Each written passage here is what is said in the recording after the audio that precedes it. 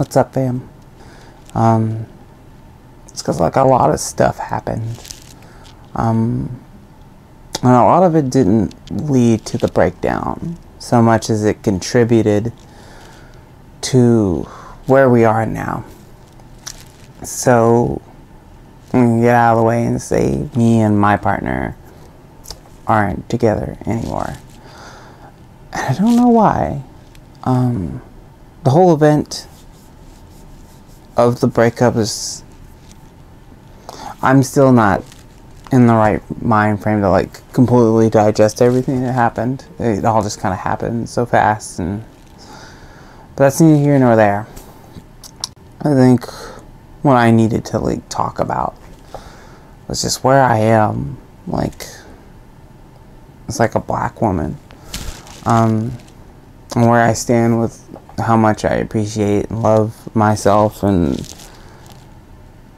how much of that I put out into the world in terms of trying to like perpetuate the belief that black bodies matter and that everybody has value, but at the same time I often feel that I don't have value. And I know there's going to be people in my life who are going to tell me that I'm beautiful, but for me beautiful doesn't really mean anything. Everybody tells me I'm beautiful. I want to be more than just a pretty face, and even when people tell me that I'm beautiful, I don't feel like that's true. I feel like it's in the same way your mom tells you that you're beautiful, you know, where like they say it because they love you and they want you to feel good about yourself.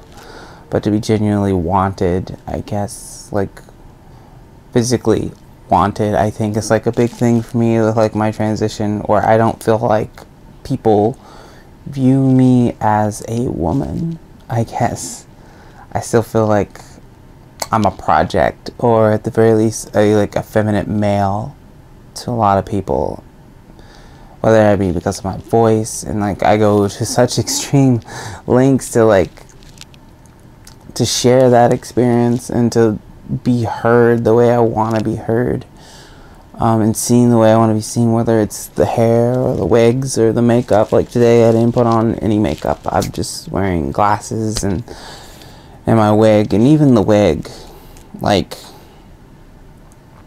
I take so much of my confidence from my wigs, because when I first got my first wig, it was the first time in my life I'd ever felt like I looked anywhere remotely close to how I wanted to look.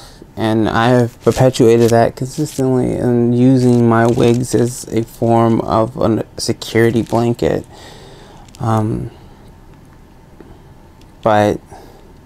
like when the wig comes off and the makeup comes off, and take off my bra and, you know, get out the clothes, I feel like a lot of times all I see is a man. In a gas station the other night, and there's two black gentlemen in a car who were laughing at me while I was pumping my gas, and one of them yelled out, "You know, you never be nothing but a nigga in a dress. Why you telling yourself that lie?" And like people are gonna jump on that. But like the upsetting part for me is that like he said something that I had often thought by myself looking in the mirror. You know, when the dress comes off and the hair comes off and the makeup comes off, it just feels like sometimes all I see is a nigga in a dress.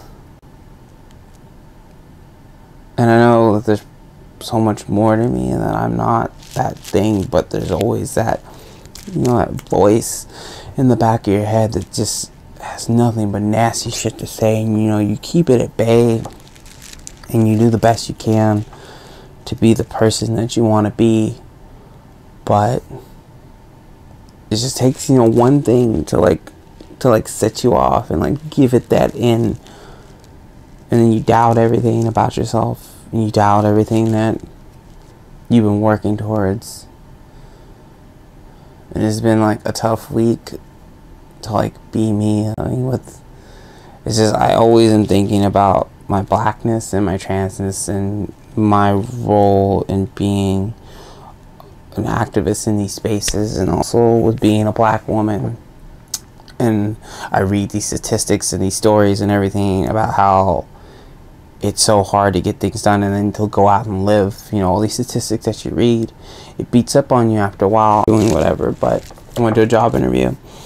I wore a very feminine dress, and I, you know, did my hair as the best. I did my wig as best as you can do a wig like this, and I put on my makeup, my lipstick, and I went to the job interview. And immediately you could tell the secretary who was there was uncomfortable with me sitting there, and then even the man he looked surprised because my resume says my name on it. It says Tolly on it, and I think he was expecting a cis woman, possibly a cis white woman, I don't know, but you could tell that I wasn't what he was expecting. But you know when you can feel like you're making people uncomfortable, that's how it felt. I felt like I was making him uncomfortable. I feel like I make everybody who's not in the trans community uncomfortable. The people just appease me and amuse me because I'm trans. Like everybody wants to be progressive. No one wants to be a bigot, and they do their best and they try. But I can always feel it, you know? Like, I don't know if like I'm being crazy, but like it makes me uncomfortable that people are uncomfortable around me.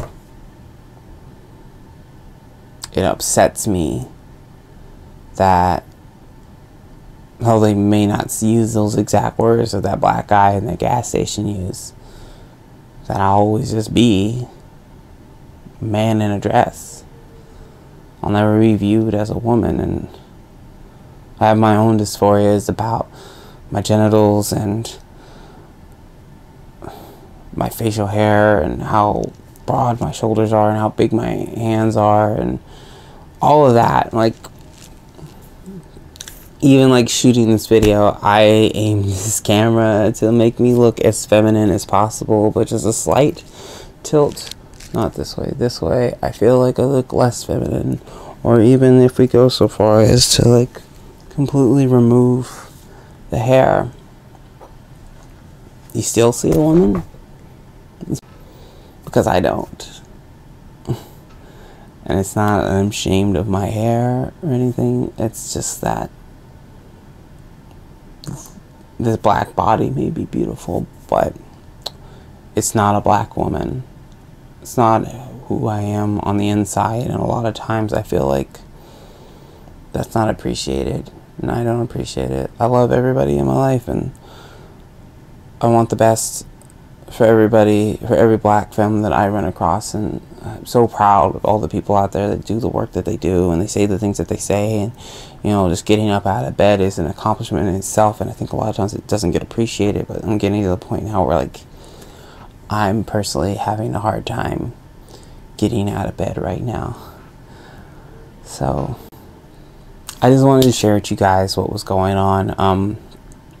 It's gonna be weird because like I recorded a video about people of color, from the people of color photo shoot I did this weekend, and the video of that, and I want to like off balance it, where I want to have this real talk. I want to have this real talk and then show you all the other side of this, where like it's not all bad all the time, but just this week I can't deal. So again, thanks. I always appreciate the like 3 freaking subscribers I have on my YouTube for following, and everyone who like watches my videos and gives me good feedback on it. I'm gonna be okay. I think a lot of people are worried that I'm not. I am gonna be okay. I just, right now, a lot of really shitty things happened. If you know me, sometimes feels like that's my MO in life. But I'll be okay.